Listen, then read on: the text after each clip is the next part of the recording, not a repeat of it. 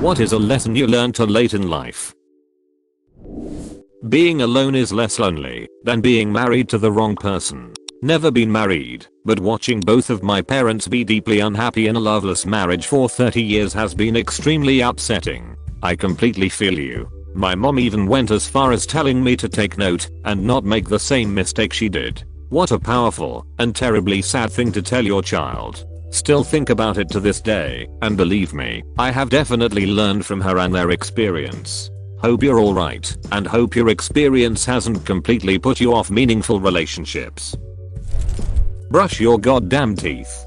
Don't forget to floss too. Do people really floss? Is this an American thing, I wonder?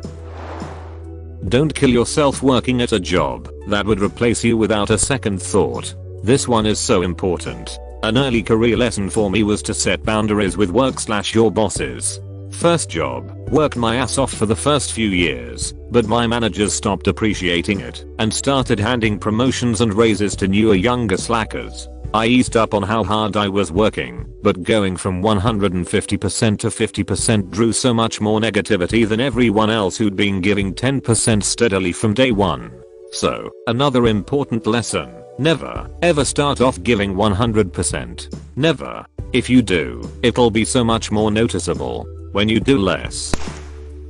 You can't really help people who don't truly want to help themselves. Unless a person realizes, admits, and is receptive to being helped, and helping him/her/itself, you're just wasting your energy, and probably adding to your own stress. Just dealt with this today. A girl I had been seeing has been saying she has been having suicidal thoughts for a long time now, and she doesn't want to get help. I mean, she does, but she doesn't. I don't know. It's really confusing. And for my own mental health, I just have to realize I've done everything I can to support her and offer to help with therapy/medication, and she just has to want it herself. Some people who are suicidal won't accept/seek help because part of them doesn't believe they deserve help. I'm not sure there's much you can do about it. You don't need a million friends. Maybe less than 10, maybe 5 good friends. Put a lot of effort into those relationships instead of spreading yourself too thin. Feels harder as the world is so transient these days and people move all around the world. It's easy to lose and gain friendships very quickly, or even if you maintain long distance friendships, they are more difficult to maintain and may not be as impactful to your social needs. I used to feel so guilty about having primarily short-term friendships that weren't super deep, like I was failing at life. Similar to how some people feel like a failure that they are not married yet. What really helped me was applying Marie Kondo's methods. She has this thing where you thank an object for the purpose it fulfilled. Like if you got an ugly sweater as a gift, its purpose wasn't to become your most worn sweater, but to increase yours and the giver's joy when it was gifted. If it fulfilled that purpose, you don't need to feel guilty about parting with it. A friendship could be transient, but that doesn't mean it was worthless. I think back on all those people I was kinda friends with and wonder how that moment with them fit into the rest of my life. Was there something I learned from them? Did they learn something from me? Did we help each other through an awkward moment? Even something as simple as a class project? Did we boost each other up emotionally, maybe by laughing at a funny joke, or having a conversation at some random party? Yes, deep friendships are still good for everyone to have, but there's value to short, shallow relationships. That other people don't care what you think. They're more worried about themselves, and you aren't the first thing on their priority list. Cold saved so many headaches. If I knew this years ago. You left out the stupidest part of that concept. Nobody cares what you think, but you have to care what they think. Yup, you can believe whatever you want, so long as it doesn't contradict or make them question what they believe. If it does make them question themselves, that's when they start to react poorly. Not because they care what you think, but because they are trying to reaffirm their own belief in themselves. People who can frame everything to make themselves the victim are actually pretty toxic and most likely are the actual problem. I have learned that some people have no identity outside of their victimhood. Their only way of endearing folks to them is by garnering sympathy. I can't understand it. To me, it just seems embarrassing. In my experience, they came from a background where, regardless of the situation, Their family showed them no sympathy. This led to a very low self-esteem, where they were constantly compared to their sibling and unable to win their parents' affection, thus feeling unworthy of affection. Upon moving for college, they found sympathy from others for the first time and latched onto it. People were willing to care, but the person was greedy with the sympathy. They refused to turn away from their pain, instead metaphorically walking in circles about their pain and why they are justified to still be in pain regardless of what you say. I don't feel included. They don't really like me. They just invited me out of obligation. They only invited 2 other people to road trip together, and they were constantly asking you questions about your life and trying to listen to you, though you were the one that kept giving shallow answers and deflecting. Yeah, but, and no matter what you say, they will not accept that the other people actually cares for them or wanted them there. They became dependent on the sympathy and didn't have the confidence that people would like them outside of it. They chose the phantom affection of sympathy, staying in a pitiful state and refusing to let anyone lift them out of it for fear that they'll be seen for who they really are, worthless, and then everyone will leave them.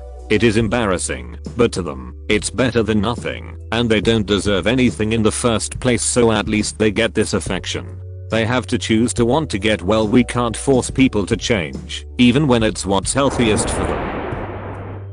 Working your hardest and going above and beyond at your job doesn't guarantee you'll get any farther there. It will guarantee an unrealistic workload and pace that you can't maintain for the long term with your employer, though. No better way to burn yourself out into total misery. The best place to be with work is just doing your job and clocking the hell out. You're far more likely to advance at a career by being well liked.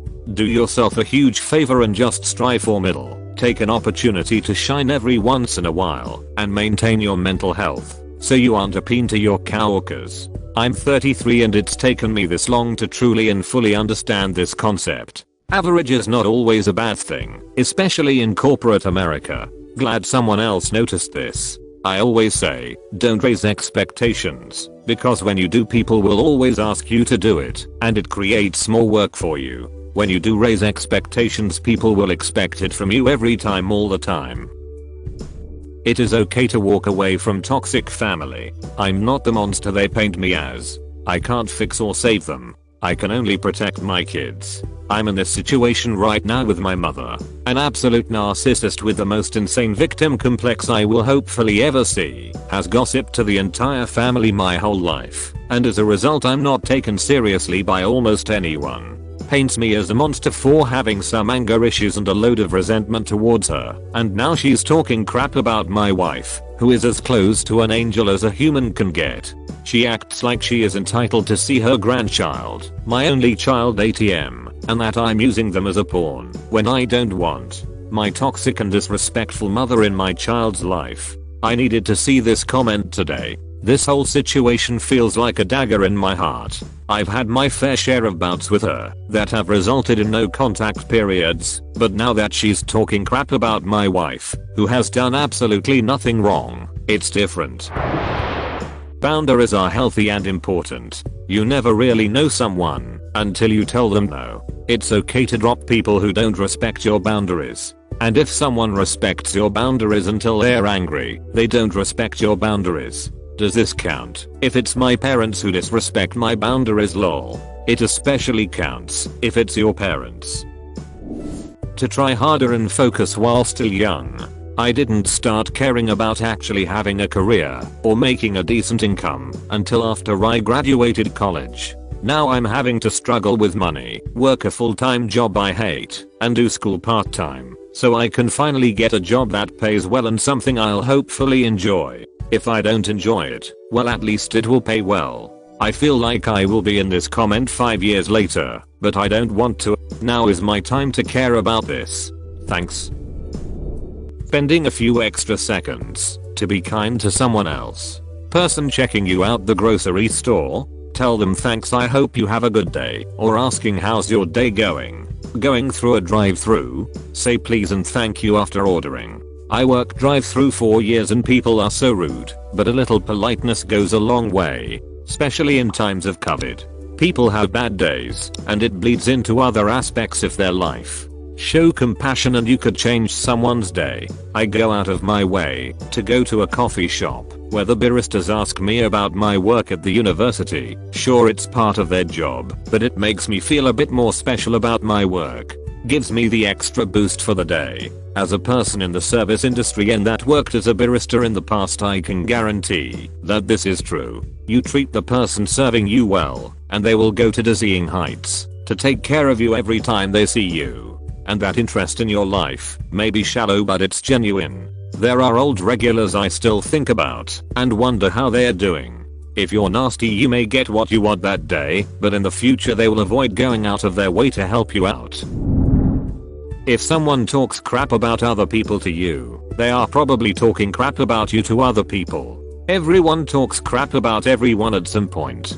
Gossiping is in our biology. Yeah, everyone in my family talks a little crap about each other. I just assume I'm included in that as well. In fact, I'd be a little more concerned if I wasn't. When trust is gone, it's gone. This comment should be higher. Sometimes we betray someone or are betrayed to the point where forgiveness isn't possible. In these situations, it's best to just cut our losses and move on. Yes, 2 months ago a former friend I had a major falling out with reached out and apologized to me, saying she missed our friendship. I didn't respond. I miss it too. It was a beautiful connection while it lasted. But the things she did, I could never look past them, to be honest with you.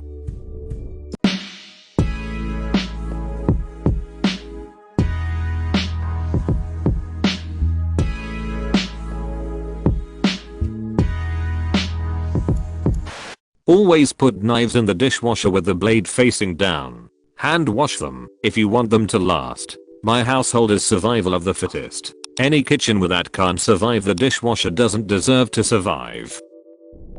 A lot of those arrogant, hyper-aggressive, overconfident tough guys are full of crap. Nobody knows what they are doing. But people sure do talk as if they do. Tease these guys a little bit and they will work for your affirmation for forever. You just have to have the guts to take the first jab. I'm not saying it's right, I'm just saying this is how it works. Oh man. I insulted an idiot coworker a couple weeks ago, and he won't leave me alone now. I wish I could have read this before then, lol.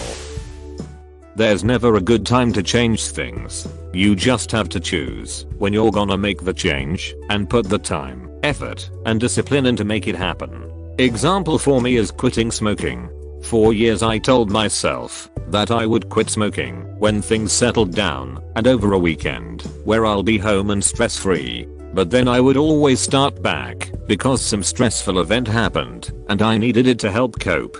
The fact is, crap's always gonna happen, but the difference is I need to change how I react to it. But that method is helping me in other areas. I used to game heavily and procrastinate on my adulting duties. Often I would neglect them as I would get so into a session I would lose track of time and be tired. I still do it from time to time as I'm working on changing my approach, that is. I will dust and vacuum everything before I get on. But it's absolutely nowhere near as bad as I used to be. You know what you need to change. Just start on one thing. Mine was quitting smoking. Since then I've focused on my health by walking more and exercising, as well as using my newfound time gained from each 5-minute smoke break I had to invest into myself. Save every last dime you can early and buy a house. After you buy a house, everything is downhill from there. Also learn whatever you can get your hands on as soon as possible. It's still doable later, but it's harder.